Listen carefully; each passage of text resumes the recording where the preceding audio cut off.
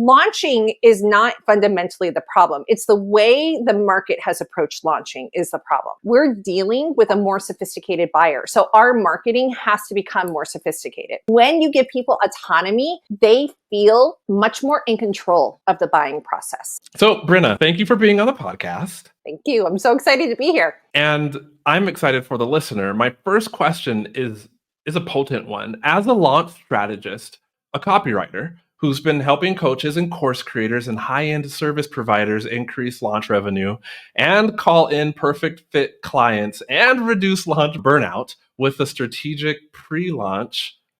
And you've been doing this since 2018. What I want to know is, if the listener only heard the next 3 minutes of this episode, what is at stake if they do not do their pre-launch phase correctly? Well, you're leaving money on the table. Like, I am someone who doesn't, I see a lot of nuance in the world and marketing.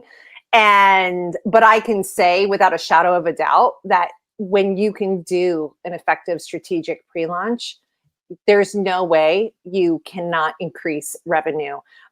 It's just part of how it works. How is that part of how it works though? Like, what's the connection between pre-launch and increased revenue? Yeah, and great question. So when you back up in pre-launch, right? So I like typically like 4 to 6 weeks. What ends up happening is we get the buyer to buy in, for lack of better words, the prospect to buy in to what we're about to offer. So let me give you an example.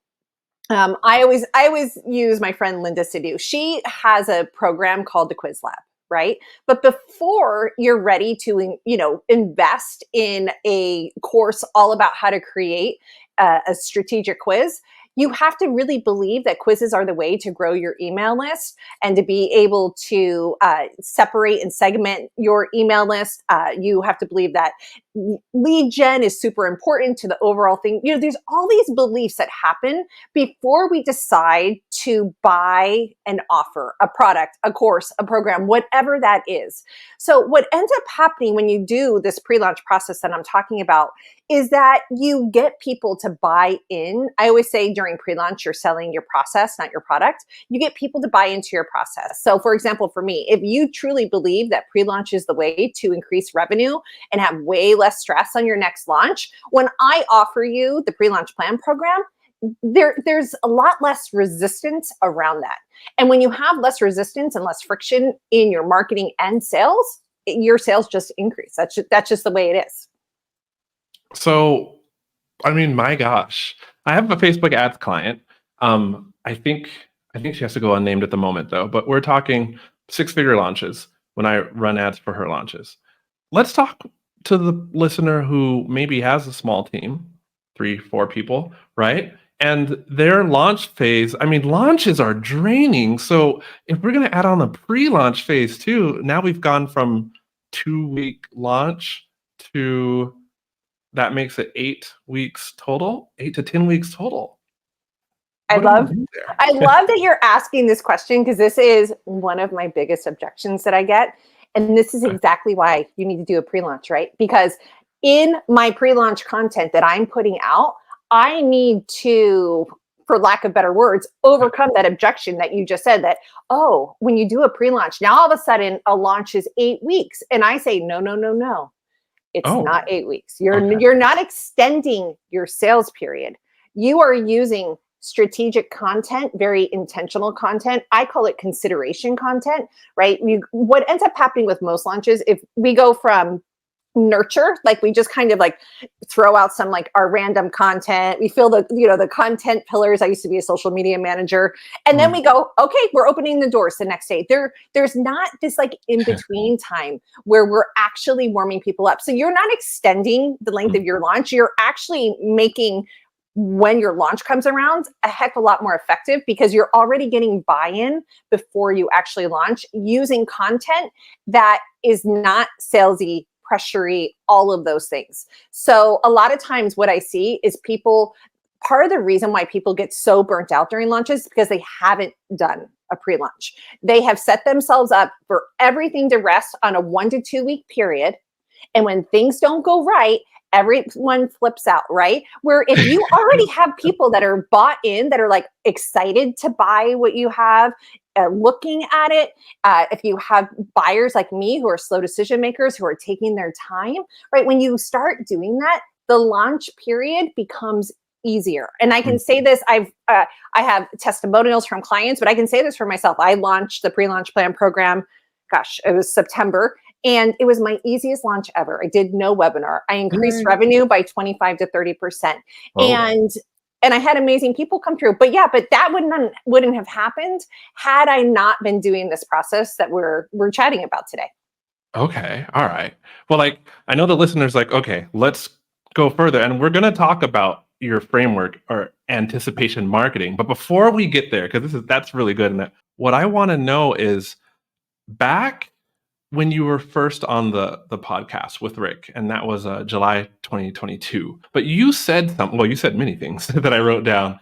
But you said something, which was that you saw then that the launching landscape was changing. What do you see that's working and not working in launching, like right now, for online course creators, membership owners, and coaches? Right. What I see happening is people not giving enough space to their person to make a good decision. So what I see is people trying to rely on the launch tactics that used to work and sometimes do work. So I one of my sayings is everything works and nothing works, right? Like we're in marketing. We can figure out a use case for probably anything working or not working. But what I notice as a whole is that the market especially if you're selling something, 2,000 and over, maybe even 1,000 at this point, like people being able to say, okay, I'm doing a webinar today and I'm going to give you 5 days to decide to spend thousands of dollars. It's just not working as well as it used to. And that's because there's market saturation, right? With the pandemic, online business grew a lot, right? We have, on top of that, we have people who have invested heavily in courses and programs, haven't gotten the results that they thought they should. They're maybe a little unhappy. So now we're not just dealing with the fact that people have like market saturation and competition. We're dealing with people going, there's a hesitancy in the market and it's growing daily. And I work with people day in and day out on launches, and we do research around their particular client. And I see this across the board where people are like, I've invested before, I'm nervous to invest. And on top of it, like there's just, recession, and I don't know, we're necessarily in like full recession, but there's the wallets have been tightened. And so all of a sudden, these sales and things that we've done in the past just aren't working as well. And I think, which is great, we're dealing with a more sophisticated buyer. So our marketing has to become more sophisticated. I 100% agree. When I was watching your previous episode, you had mentioned that the whole concept of a pre-launch phase, you want someone to show up to the launch already seriously contemplating whether to buy, or even to already be contemplating whether or not to buy before the launch starts.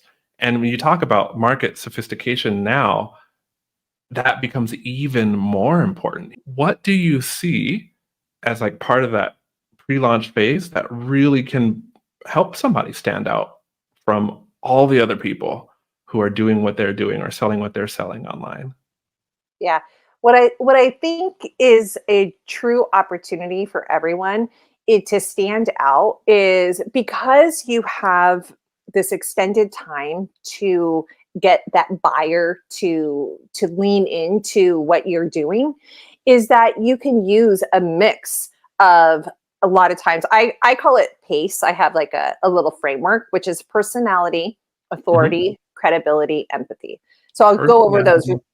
Personality, credibility, empathy. All exactly. right. So Okay. The reason why you can stand out during a pre-launch period is because you're able to talk about, using personality. We use a lot of stories during pre-launch, right? So this is not, salesy content. I'm a copywriter, right? So in the past, there's been this world of you either create content or you're writing conversion copy. This is where we go back to what I mentioned earlier, which is like this consideration time, which to me is a mix of content and copywriting, that we're using copywriting, our persuasive skills in our content, but we're doing it in a very creative way, which makes it fun. So that's the other thing I want to mention here. The pressure is off because all of a sudden I can tell a quirky story about, my pug just passed away, but Oh, I I'm tell, sorry. oh, that's okay. But he was like, I would always tell stories about the silly stuff this dog would do, right? Like, but I can talk about it with a metaphor or analogy and stories. We'll get back to the video in a quick second. You probably assume that because I'm, the host of The Art of Online Business, that it's actually expensive to work with me as your Facebook ads manager and let's call it funnel partner. But it's not. And you will see that, especially if your business is already earning low six figures. We're talking about like 150K annual revenue to like 300K. And you want to be able to scale up to say 900K annual revenue, and you're a course creator, online membership owner, online coach, then ads management would be a good fit for your business. Head to the link in the description below to my website, fill out an application for ads management, and I would love to partner with you as your ads manager and your strategy partner, if you will. Okay, back to the video. So when I use personality, people, that's building know, like, trust, that's helping me stand out, that's helping people remember me because I am telling stories. If I use authority, which is I want people to see me as an expert in the space, and that is what in today's market, right? You want to be seen as a true expert in the space that you're in. So you have opportunities to speak your mind, be able to talk about your values, things like that in your pre-launch content that also that goes back to like that know, like, trust. Credibility is I can tell customer and client stories. I can use case studies. I can use these in very creative ways so that I'm not just telling people how great, once again, I'll use the pre-launch process as it's not me just saying how great the pre-launch process is. I can like tie in stories of what's happening with customers and clients to help do some of this persuasion.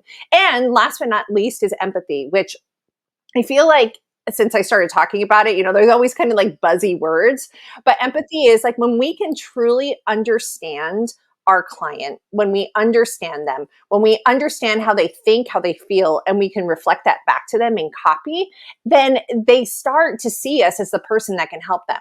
So in this market, this is why doing a pre-launch is so important because, I've written long form sales pages forever for clients, for myself, right? What I see a lot of time in launches is people are trying to take this 40, 50 page Google document and trying to like somehow smush all of this like education and belief shifting and everything into 10 launch emails. And then they're wondering, why is this not working as well? That's why, because we're dealing with a more sophisticated buyer.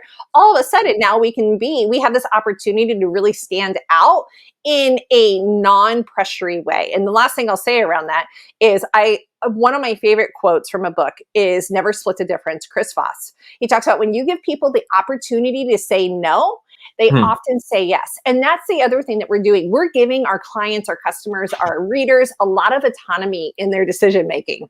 And when you give people autonomy, they feel much more in control of the buying process. And that is a beautiful thing. When people feel in control and they're not feeling pressured and they're not feeling so much, one of my quotes, I don't know if I said this on the last episode because I've been saying it forever, is like the more empathy you have, the less urgency and scarcity you need. And that's really what I want to lean into is like, I don't want it's not working as well as it used to anyway. So I don't want my entire launch to rely on like doors are closing. I wanted to rely on someone having a belief that they're really going to get a transformation and in coming and investing with me. And when we do that, we get also better clients and customers who create better testimonials.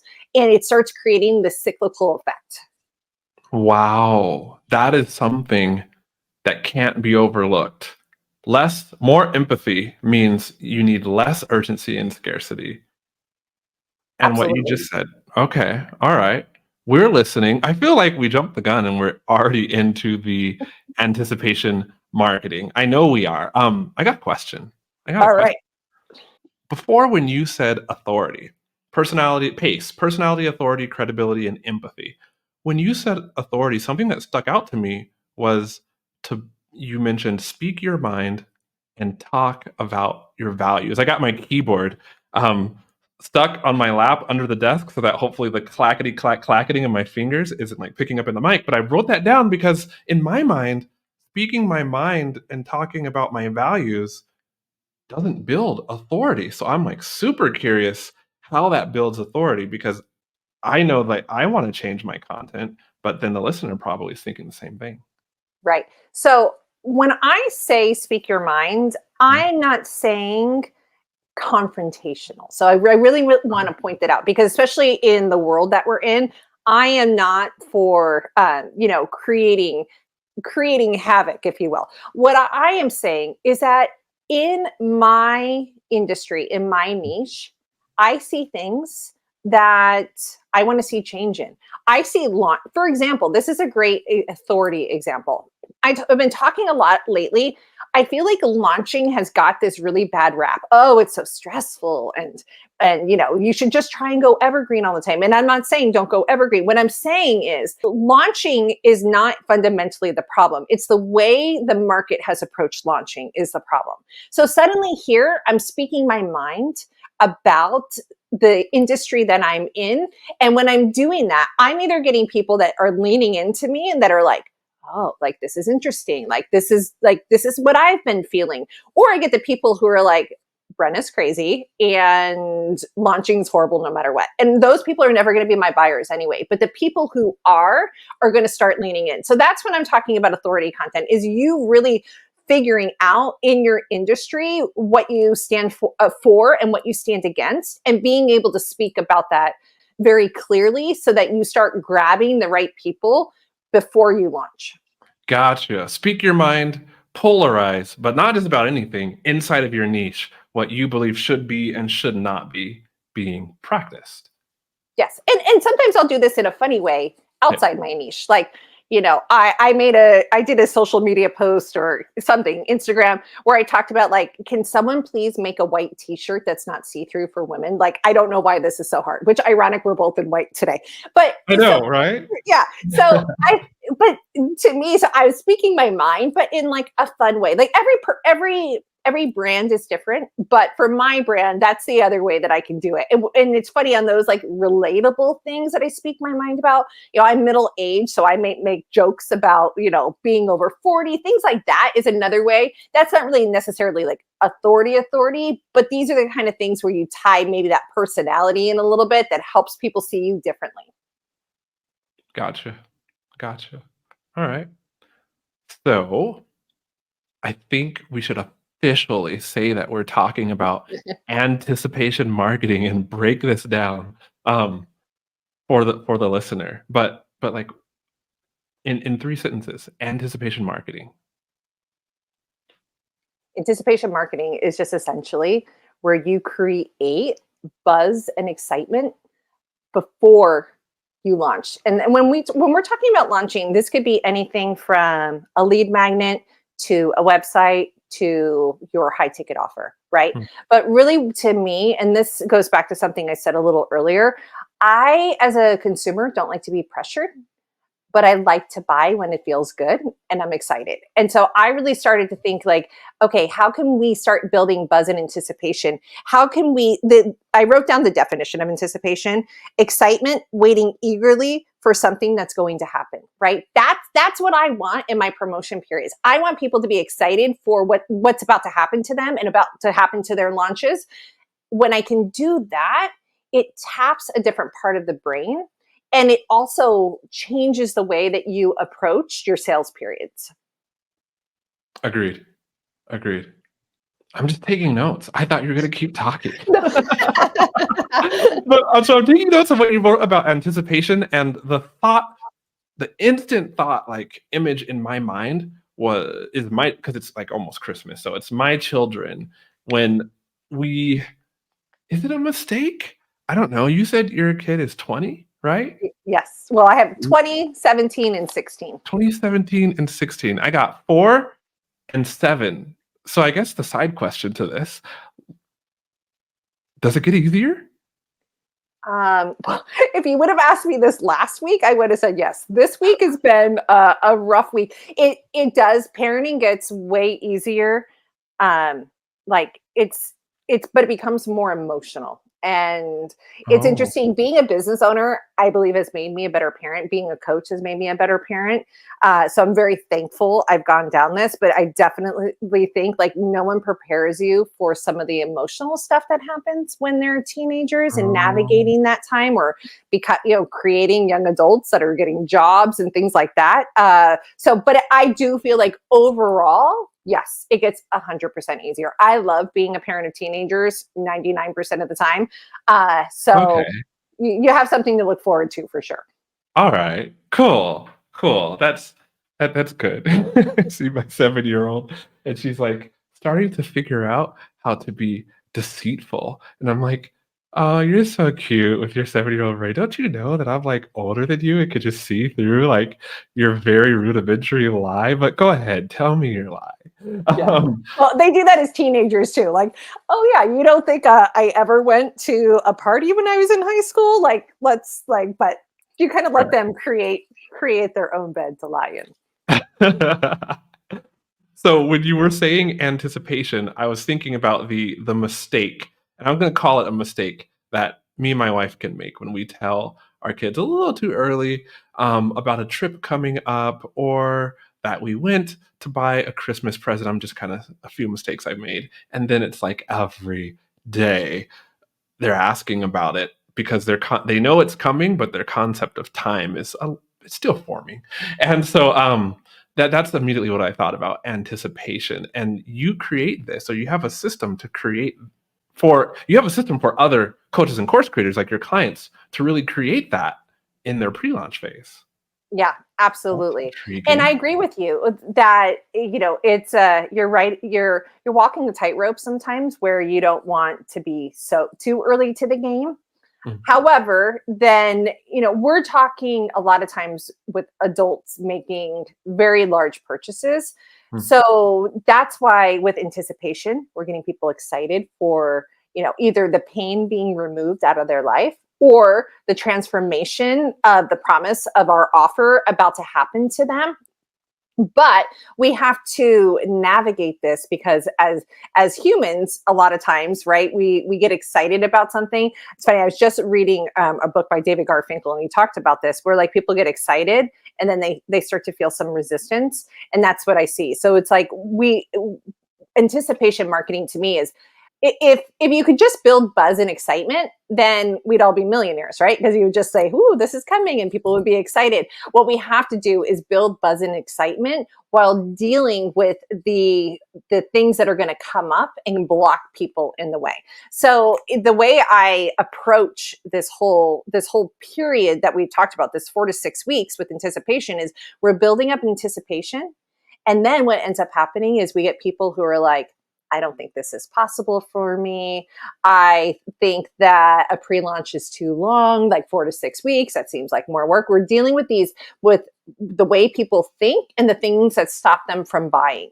So what ends up happening is we have to deal with that while trying to remove, right, some of those change the way people think with our content, doing some belief shifting, showing them the objections of why this isn't the case, or why actually they're doing something to hold themselves back.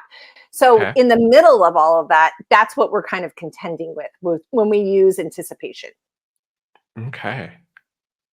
So I feel like the listener. I'm not going to say me because I'm just going to blame it on the listener. But I feel somebody listening, maybe me, could be thinking of a content calendar and wondering how in the heck are they going to plan all this out cohesively and make their pre-launch phase work with anticipation marketing dotting all their T's and crossing all their I's.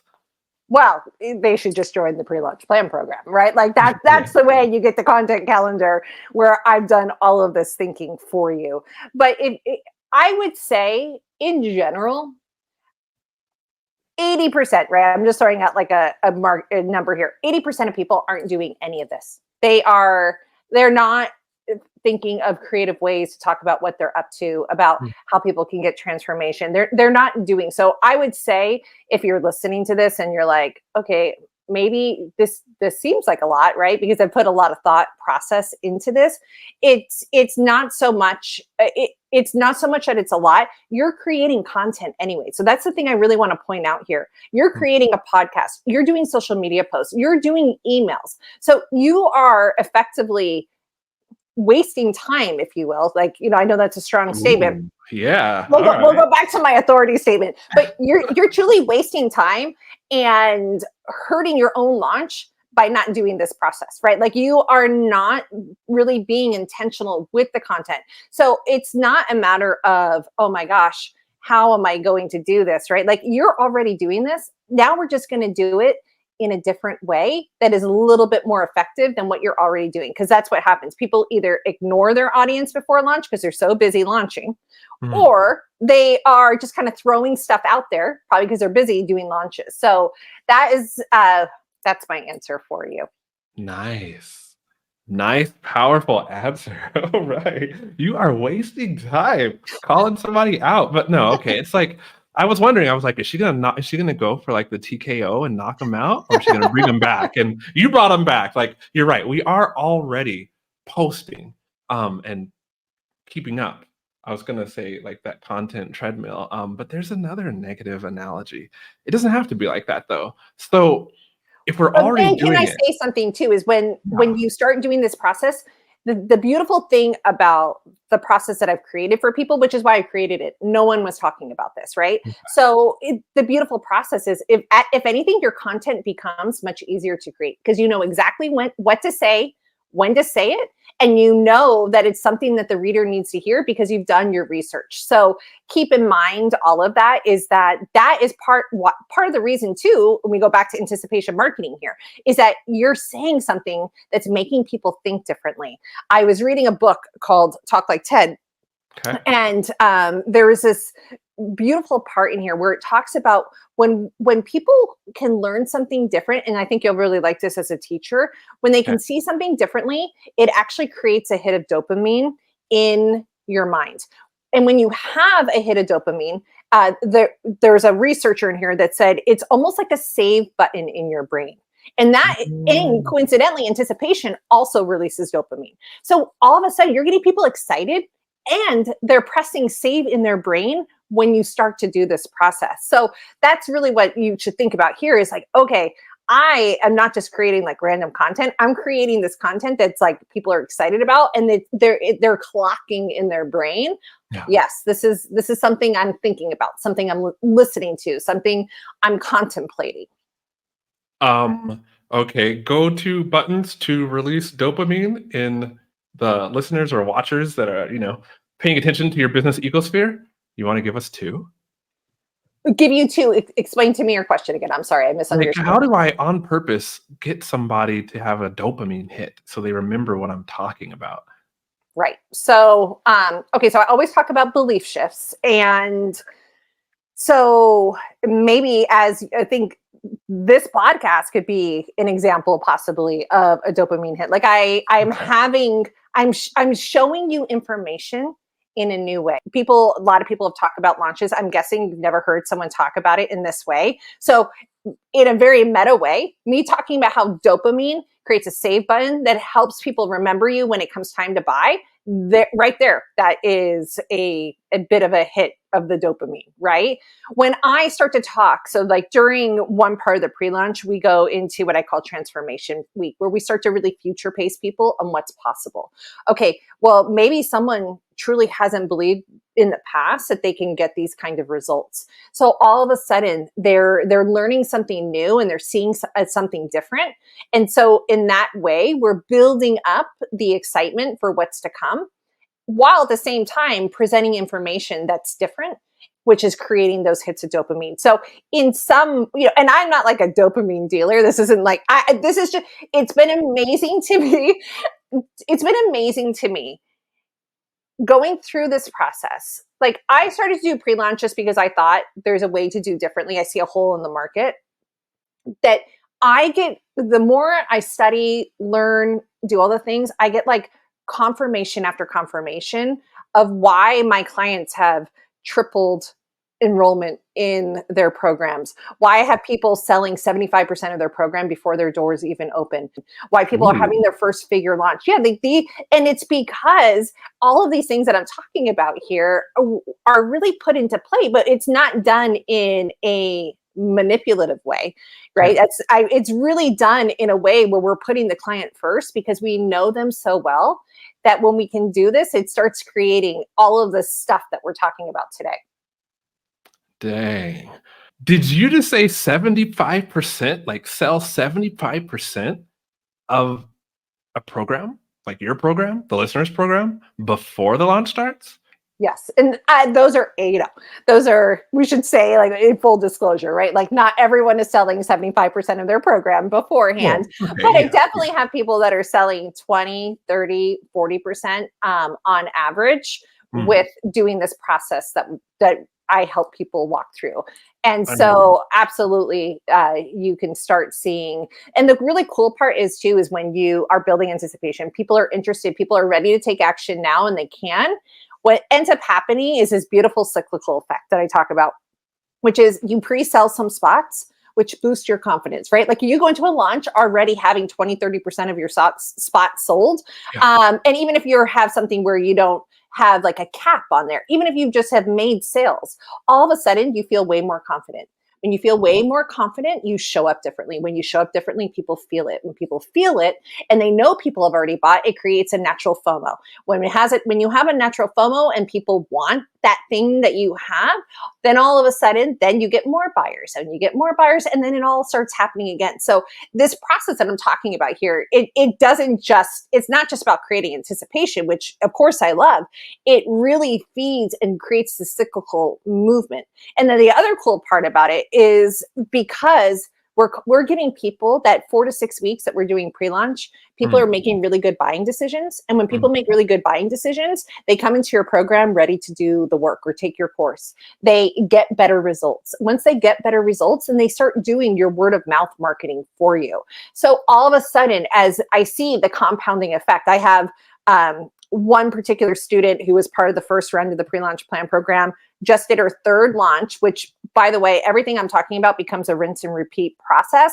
Just did her third launch and had her biggest launch ever, even in this market, right? And it's because of what we're talking about here, because all of a sudden then you have an amazing front end marketing that you know exactly what to say and how to say it. And you get this back end marketing of testimonials and people talking about you, and it starts doing your selling for you as well. Well, dang. I mean, sign me up. Like, seriously. You had me at 75% sales. Okay. All right. How is this working? Like, can you like motivate the listener by just sharing some, not the sensational stories, because I know you got those too, but let's just talk average Jill and Joe success stories from people who are like implementing this anticipation marketing that you're teaching in their business. Like, what's possible? Well, I mean, I've given like the extreme what's possible. I think what's possible, and this is, and actually someone bought into my program the last time for this. Yeah. And this is something too, if people are listening, they're like, I don't have like, maybe you don't have these huge results, or, whatever it is someone bought into my program, bought my VIP package, which is not a cheap package, because on my sales page, I had one person who said how they had their most calm and confident launch yet, right? Like to them, that was like so worth it. So I think what's possible is that you can get out of what I call this do or die launch cycle, where you feel like you're killing yourself. And that's what launches end up becoming, right? Like I want to create an environment for you where you can go, where you can use buzz, excitement, stories, like all these things that we've been talking about. Can I create an environment where I actually don't where I'm more relaxed, more confident. I Okay. know, once again, I know what needs to be said. So I know how to create content. I know I'm not sitting at a blank cursor. I'm not like just throwing random stuff out there. So what's possible is that you can give yourself more space in your launches, where you can create more income. Even in this market right now, a lot of people are happy just to even stay where they were at from previous launches, right? Because Seriously. right, so it's like, okay, yeah, maybe this isn't the extreme, you have your first six-figure launch, but what happens if you are able to at least sell what you did last time, and then have data behind what's working and not working, so you can rinse and repeat it again? So I think that those are the things that are, maybe less sensational, but definitely more effective. And or not more effective, but these are the things that can happen. Yes, our goal is to always increase revenue. We're business owners, but I don't know, I know we both have children. Like, I just don't want to be stressed. Like, I want to be able to enjoy my business, have Yeah. fun, serve my students, and not be in this like freak out cycle every launch. And Yeah. that's really my main goal. And I do my own process.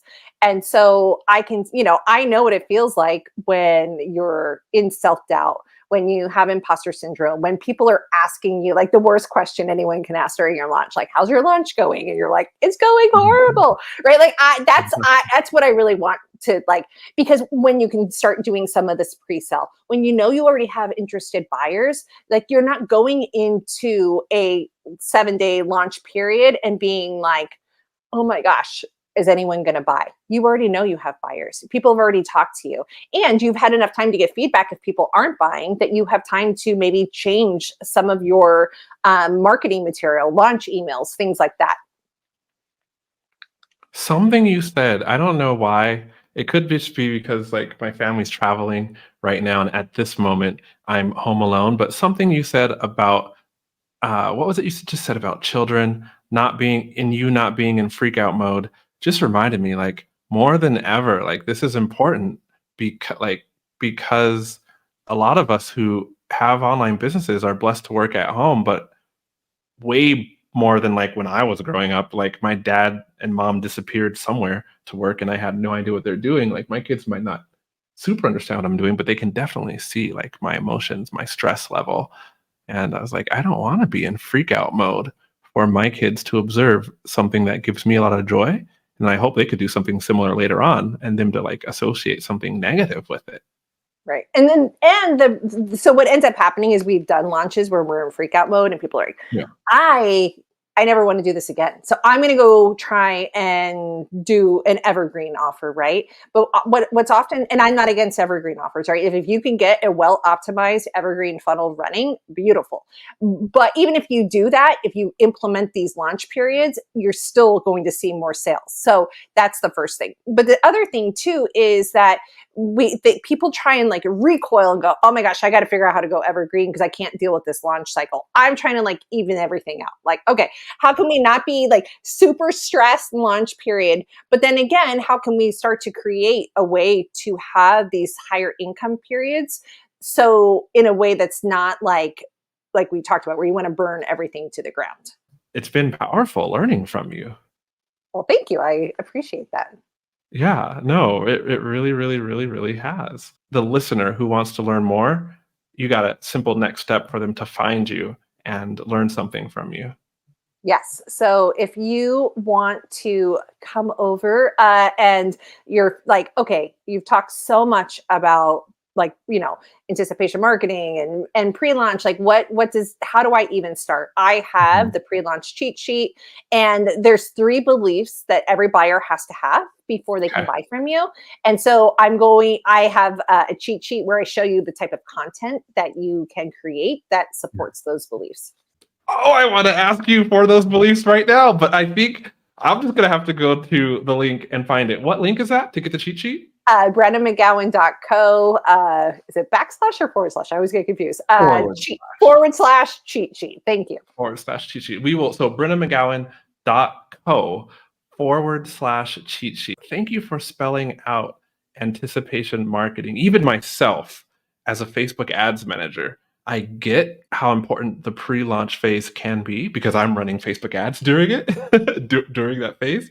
But you just taught me some very good things, and I know the listener, head back to the beginning of this episode, listen to it one more time,